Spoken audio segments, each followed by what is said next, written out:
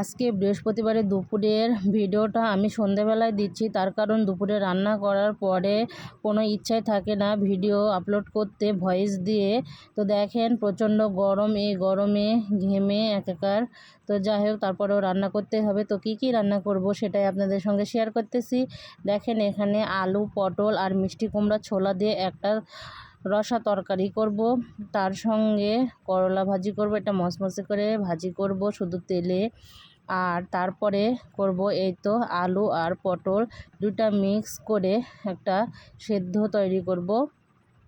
দেখেন প্রচণ্ড গরম, তো কিছু করার না। আর দেখেন এই তো আমার রান্না করা হয়ে গেছে, সাদা ভাত, তার সঙ্গে এই তো আলু আর পটলের সেদ্ধ দুটা মিক্স করে।